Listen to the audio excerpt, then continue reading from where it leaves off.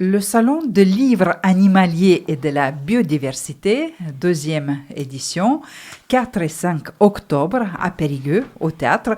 Mais pour savoir tout sur cette organisation de cette année 2025, on reçoit délégué à la condition animale dans la municipalité de ville de Périgueux, Patrick Capet. Bonjour. Bonjour. On s'est rencontrés il y a environ un an pour même occasion pour lancer le premier salon animalier et là, deuxième. Donc, c'est bien parti, votre projet, votre action, Patrick Capet.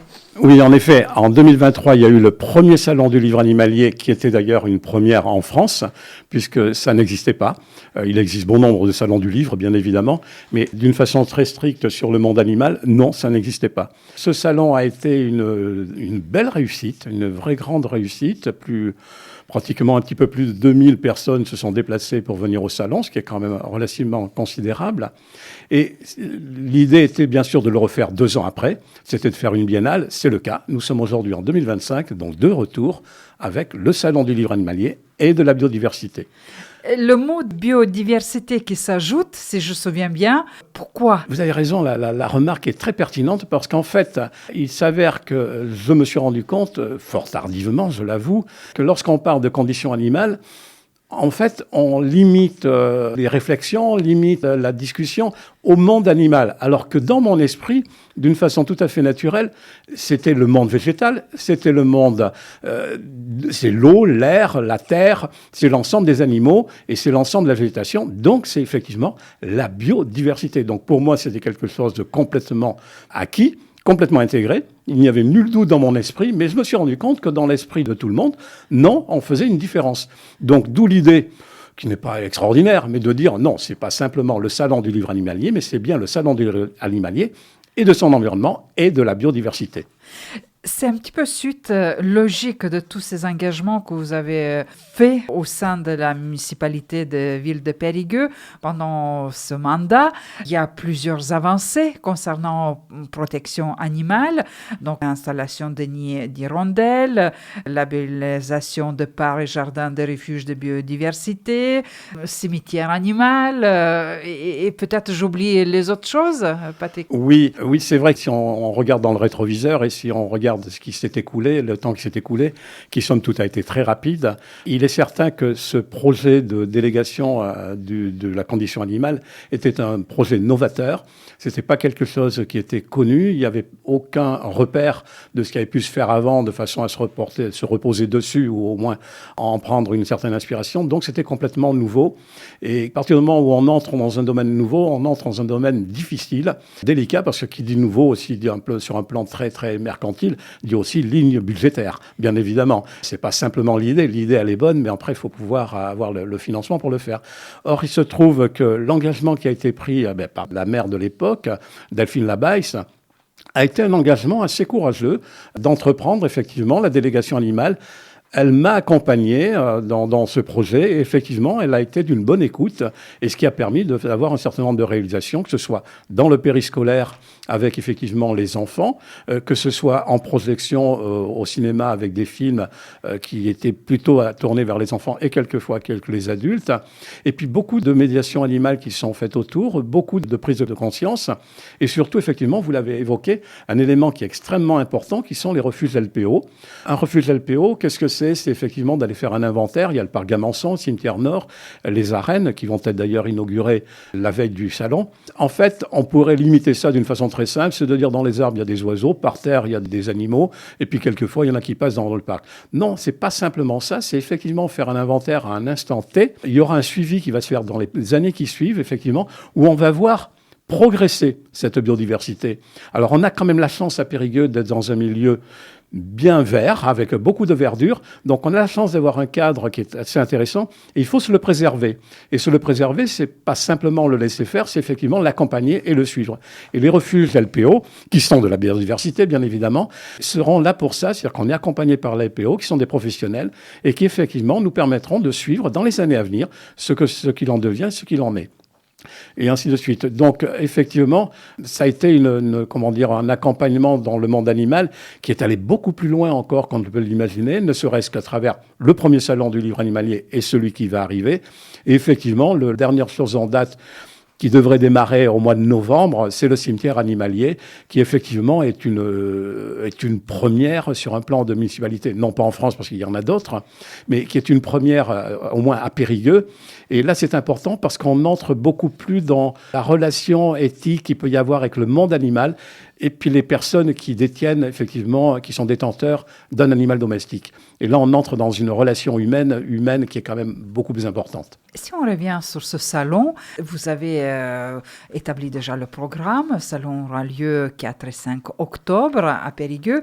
Et vous avez même l'invité d'honneur cette année. C'est pas une surprise, vu vos engagements et vos explications. C'est le président de LPO qui sera là, c'est ça? Oui, qui est un écologiste confirmé depuis la première heure, un défenseur de la nature, le président de la LPO, qui est la Ligue Protection des Oiseaux, en fait, est Alain Bougrain-Dubourg. Effectivement, c'est un bon point dans le sens où, effectivement, il représente à lui tout seul ce que peut représenter le monde animal. Parce que quand on dit LPO, Ligue de Protection des Oiseaux, il n'y a pas que les oiseaux.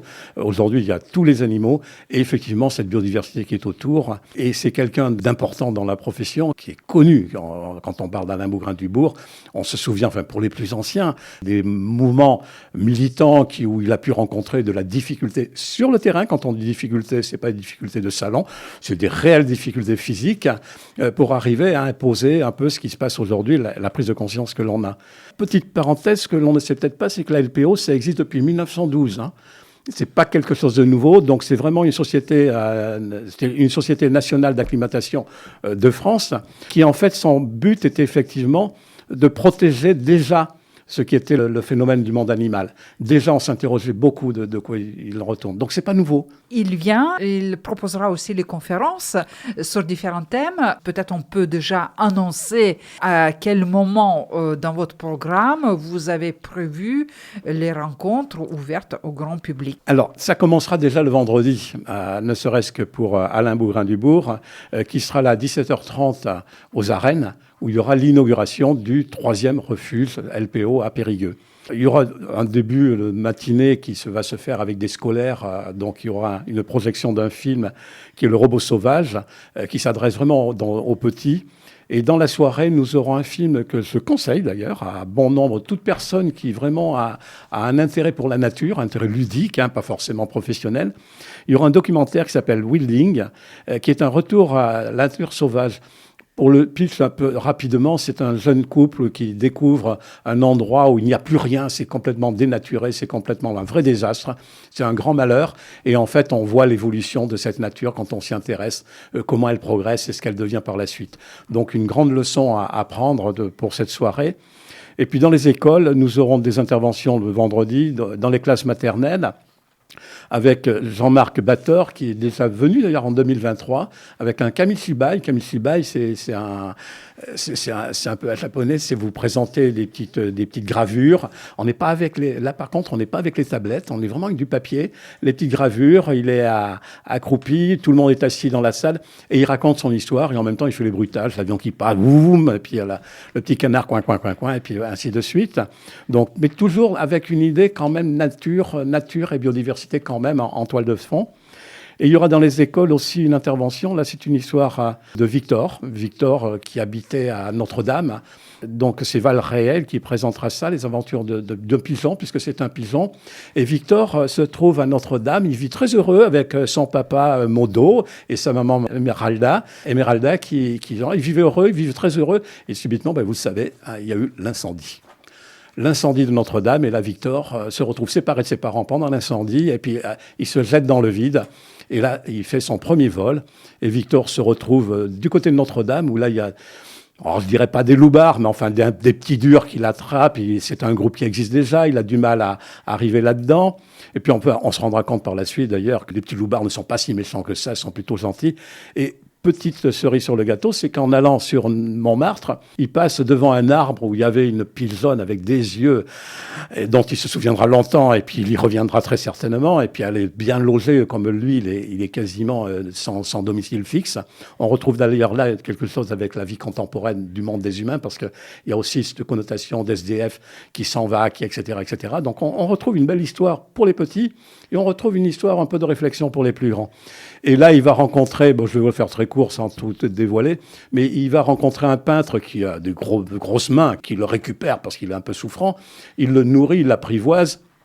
Et le peintre dessine, fait ses tableaux à Montmartre, bien évidemment, fait ses tableaux. Et là, subitement, ce pauvre Victor, il pose la patte sur le tableau. Ça fait une grosse trace. Et il se trouve qu'il y a un Américain, bien sûr, qui est extrêmement riche, bien évidemment, qui arrive là et qui dit ce tableau est fantastique, extraordinaire. Il fait énormément de galeries en Amérique ou dans tout le monde. Et il achète ce tableau à un prix faramineux. Et il en commande d'autres, ainsi de suite. Et pour la petite bagatelle, ce peintre qui devient relativement fortuné, toute sa fortune, il la met pour le compte des animaux. Et c'est la raison pour laquelle on trouve maintenant des pigeonniers contraceptifs à Paris. C'est lui qui les a financés. Voilà, belle histoire. Et cette histoire sera racontée tout au long de la journée, à différents moments, c'est ça? Oui, puisque cette dame va présenter son livre lors du salon et elle interviendra dans les écoles où elle va raconter cette histoire. Mais elle est extrêmement intéressante. Il y a plein de rencontres possibles pendant ces 2 journées parce que vous avez invité plusieurs auteurs qui sont sensibles à la cause animale et à la biodiversité. Donc, il y a la liste importante. Mais ces auteurs, en même temps, ils proposent certaines conférences, certaines rencontres parce qu'ils viennent là, pas que pour leurs livres, mais aussi pour cette cause que vous défendez pendant ce salon. Oui, il y aura surtout des personnes, là aussi, qui sont connues sur un plan médiatique. Il y a Yolène Delabigne qui viendra présenter un livre qui est l'animal féministe, qui est intéressant. Là aussi, il y a des petits clins d'œil dans ce livre, des découvertes ludiques. On va découvrir le monde un peu affectif, sexuel du monde des animaux. Et on apprendra, par exemple, qu'une chauve-souris, écoutez, elle va garder le sperme pendant 4-5 ans et puis elle fera ce qu'elle voudra en attendant. Et puis les messieurs chauves-souris, ils feront autre chose, enfin ils se débrouilleront. Et puis des tas de petites choses comme ça.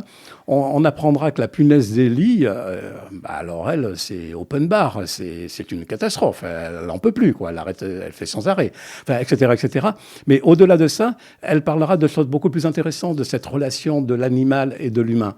Donc ça sera avec Yolène Delabigne. Elle est présente, elle, puisque c'est une journaliste qui intervient beaucoup sur France Inter, RTL, enfin bon nombre de radios. Et après, par la suite, il y aura aussi un monsieur, d'ailleurs, je pense qu'ils se connaissent, d'ailleurs, c'est un peu tous des gens qui se connaissent bien les uns les autres, qui est François Lasserre, qui, lui, aura une conférence sur les facettes fanissantes des belles bêtes, de belles bêtes, et qui va nous faire découvrir le monde des insectes. Lui, c'est pareil, on va apprendre peut-être à sympathiser avec le frelon asiatique, on va peut-être le regarder d'un autre œil, et puis peut-être qu'on sera des amis au moustique tigre, c'est à voir, on verra ça avec François Lasserre. Mais on va découvrir le monde des insectes d'une façon différente. On a l'œil des libellules. Je crois que nous, on en a 2, mais je crois que les libellules, on en a 10 000 ou 30 000. Enfin, je ne sais plus. Enfin, c'est extraordinaire.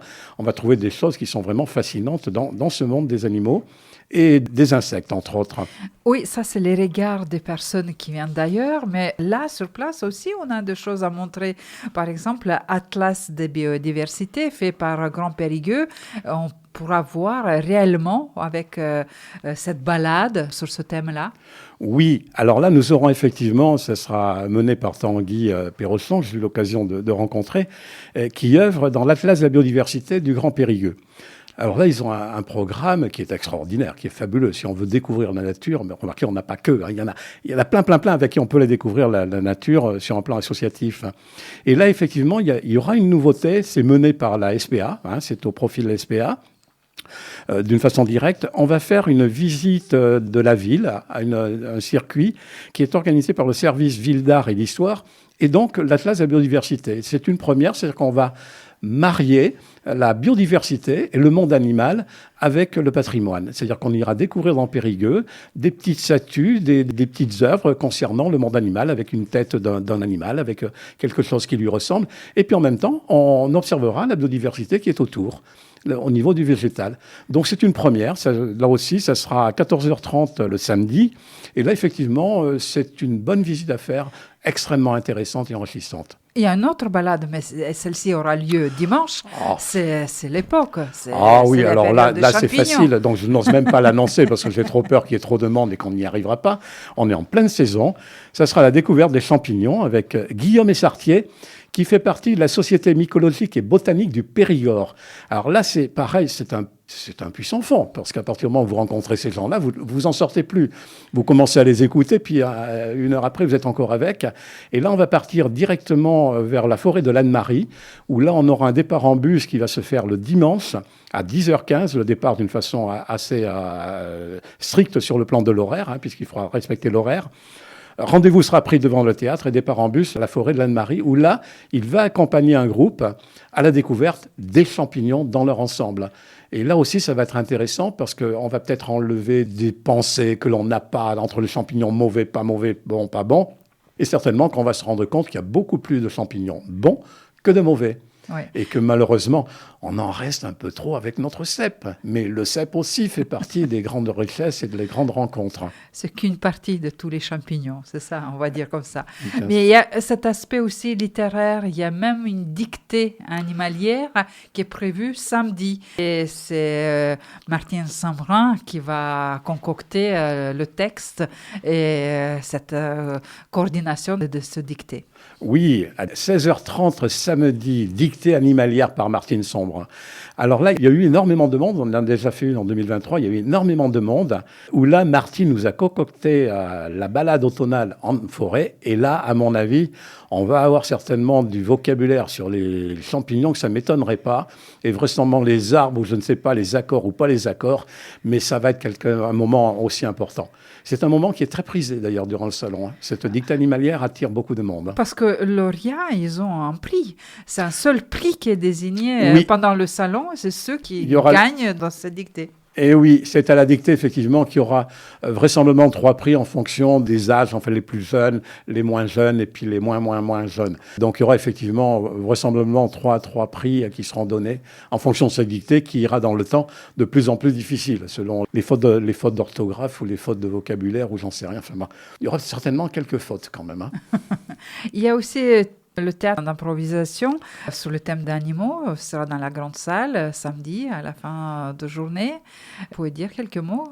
Qu'est-ce que c'est? Oui, le théâtre d'improvisation, comme son nom l'indique, il n'y a rien de prévu. C'est aussi simple que ça. Il y a un thème, c'est le thème des animaux. En 2023, il y avait eu un souci, enfin un souci, c'est pas moi qui avais le souci, c'est plutôt un renard qui avait un souci à Trélissac, puisque certains voulaient faire appel à d'autres pour le tuer, tout simplement. Donc il y avait ce procès de renard, il y avait effectivement cette difficulté. Et là, les seules indications qui ont pu être données au théâtre d'improvisation, chose importante d'ailleurs à Périgueux, c'est que nous arrêtons de tuer les pigeons. Ça aussi, sur un plan éthique, c'est important. Un problème ne se règle pas par une mort. Donc, il faut trouver des solutions. Les solutions sont à l'étude, en train d'y travailler, puisque c'est une solution de contraceptif, de nourriture contraceptif. Mais donc, au niveau du théâtre d'improvisation, il y aura effectivement cette notion de pigeon, puis toujours de biodiversité, toujours de protection. On a un couple de renards qui est sur Périgueux, qui vit à Périgueux. Bon, je ne sais pas s'il y restera, mais enfin, pour l'instant, il y est. Donc, il va se passer des choses au théâtre d'improvisation. Mais aujourd'hui, moi-même, je vais en être surpris parce que je ne sais pas du tout ce qui va se passer, ce qui va arriver. Et je crois même savoir que ceux qui vont commencer le spectacle ne savent pas, même eux-mêmes, ce qu'ils vont dire et ce qu'ils vont faire.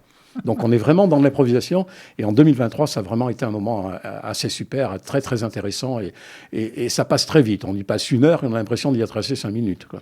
Vous avez déjà évoqué cette question de protection, de loi, de justice concernant cause animale et table ronde qui aura lieu dimanche sur ces thèmes-là avec différentes institutions et leur point de vue sur ces questions-là.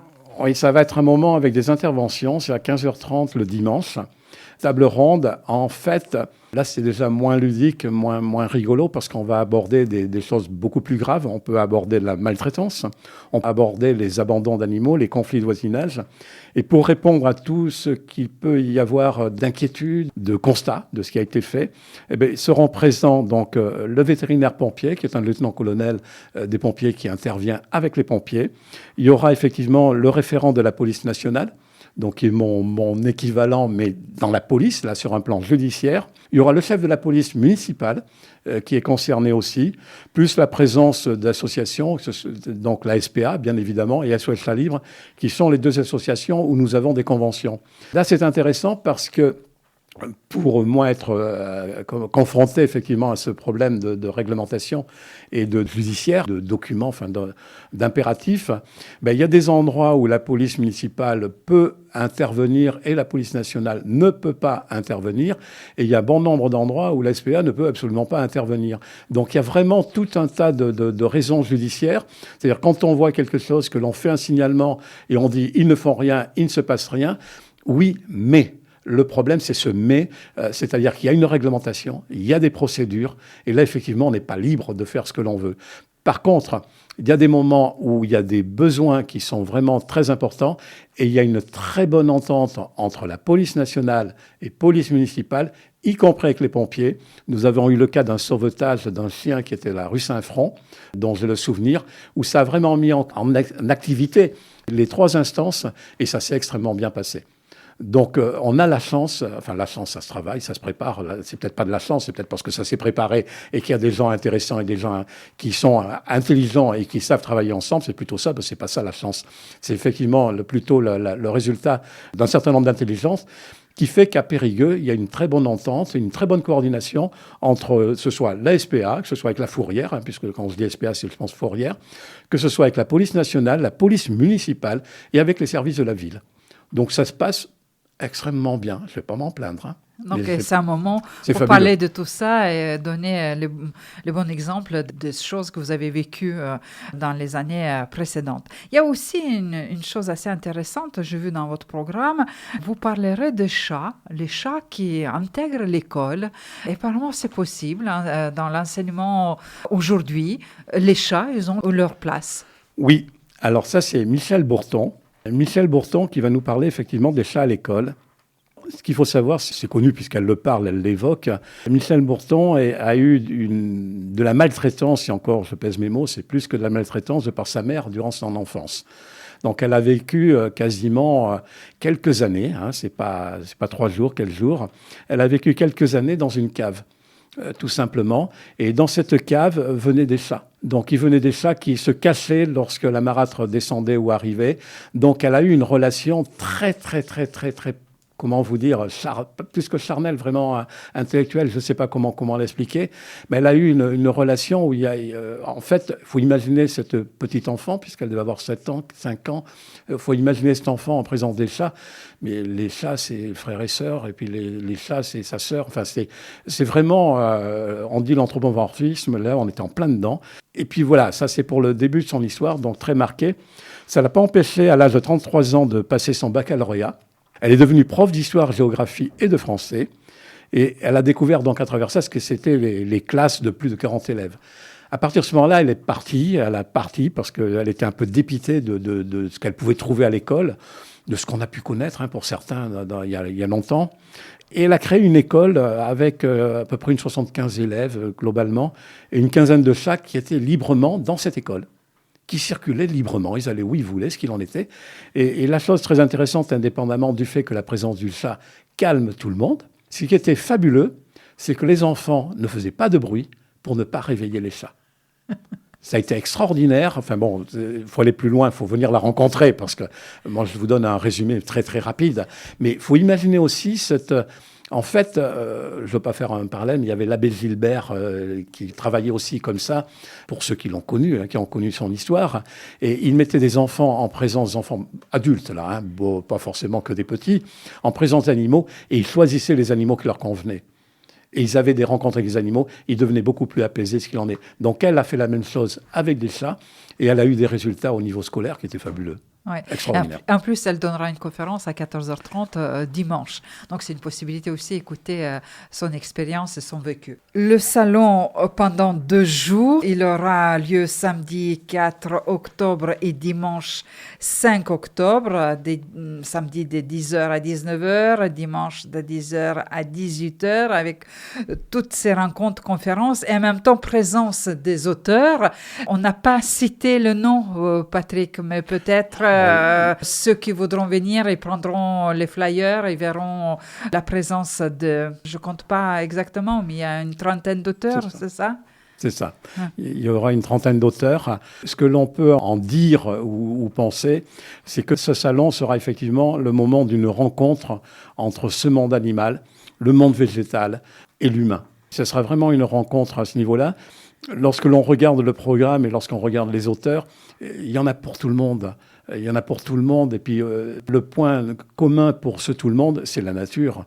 C'est tout simplement l'intérêt que l'on peut avoir pour la nature. Il est intéressant de se mettre à l'ombre d'un arbre. Mais si on se met à l'ombre d'un arbre, c'est qu'il est planté dans de la terre. Et s'il est planté dans la terre, c'est qu'il y a des racines.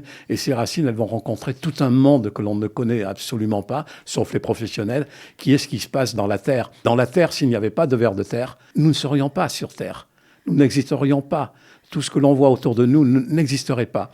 Si on prend le ver de terre d'une façon relativement simple, le ver de terre, dans le sol, sur 1 hectare, il y en a 4 tonnes à peu près, entre 4 et 5 tonnes de ver de terre à l'hectare. Quand on regarde ce qu'il y a comme nombre de vers de terre à l'hectare, c'est l'animal qui pèse le plus lourd sur la planète. Ce ne sont pas les éléphants les plus lourds, ce sont les vers de terre. Blague à part, ce salon, effectivement, met en exergue, mais ce que l'on sait, ce que l'on pressent, ce que l'on vit, ce que tout le monde ressent complètement, là, on va le donner à travers des livres, on va le donner à travers des conférences, à travers une projection, mais c'est cette relation que l'on a qui est vitale, qui est notre relation avec la nature. Sans la nature, l'humain n'est rien. La nature n'a pas besoin de l'humain. L'humain a besoin de la nature, et nous en avons vraiment besoin. Voilà, ça sera le mot de la fin de cette présentation de Salon du livre animalier et de la biodiversité organisé par Ville de Périgueux avec invité d'honneur, président de la Ligue de la protection des oiseaux, Alain Beaugrain de Bourg et les autres invités. Et je vous remercie, Patrick Capet, au nom de toute la municipalité de Ville de Périgueux. Vous êtes délégué à la condition animale à la Ville de Périgueux. Merci à vous. C'est moi qui vous remercie. Et venez nombreux à ce salon. Très nombreux, vous êtes attendus.